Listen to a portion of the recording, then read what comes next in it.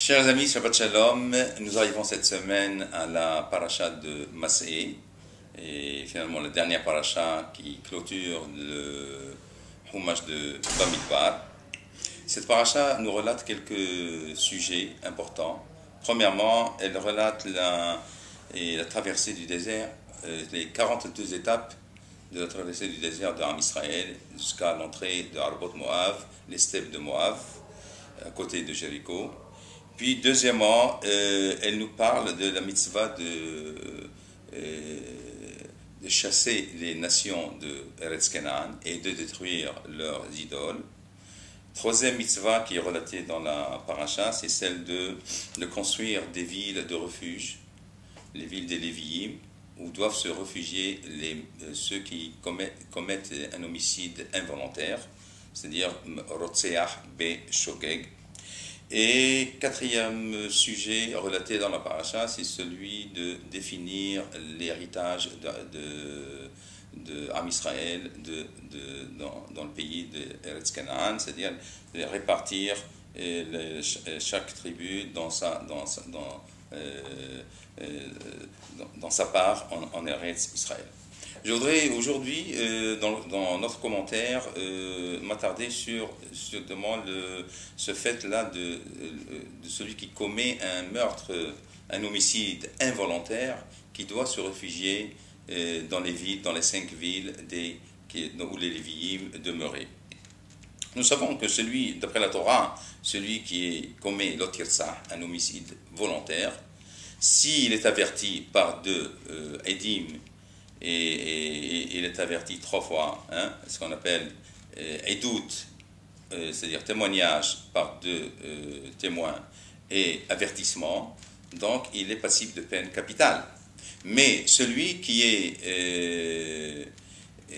commet un meurtre involontaire, un homicide involontaire, il doit normalement s'exiler dans une des villes qui sont destinées à recevoir ces meurtriers involontaires.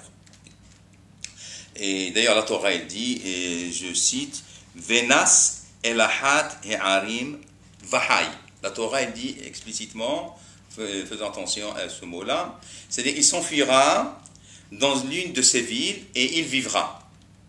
Bien sûr, s'il s'enfuit dans une ville de refuge, il vivra. Pourquoi la Torah insiste sur le fait qu'il vivra? Nos sages déduisent dans Masechet Makot, de ce fait-là, que si un élève, un tamid d'un rave, commet un meurtre involontaire, un homicide involontaire, il doit s'exiler dans une ville de refuge, mais la Gemara dit que son maître, son rave, doit l'accompagner et doit rester avec lui dans cette ville de refuge, afin qu'il puisse vivre. Mais que veut dire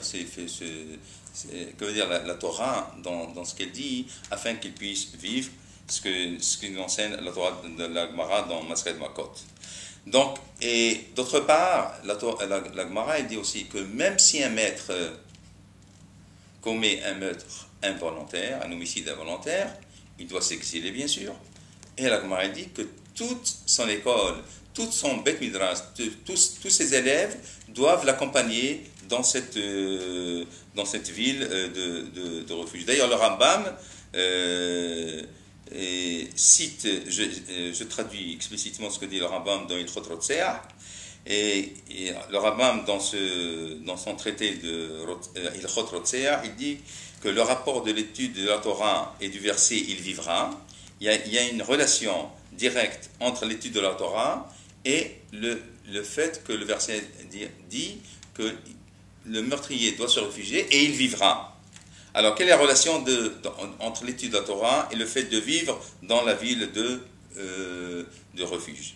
Il dit à Rambam, la vie des détenteurs de la sagesse et de ceux qui la recherchent est semblable. Donc, sans l'étude de la Torah, là, il y a la mort. De là, donc, l'élève, il a besoin finalement, pour vivre, de son maître. C'est pour ça que si l'élève commet un meurtre, son maître doit l'accompagner. D'autre part, si le maître commet un meurtre involontaire, toute son école, tous ses élèves doivent l'accompagner. Nous voyons donc ici vraiment une relation très très intéressante du fait que dans ces villes-là où vivent finalement les Lévi'im, et quel est le rôle des Lévi'im dans la Torah? Yoru mishpatecha le'Yaakov ve'toratcha l'Israël. C'est-à-dire les Lévi'im, ils ont le devoir d'enseigner la Torah à Israël. Donc, finalement,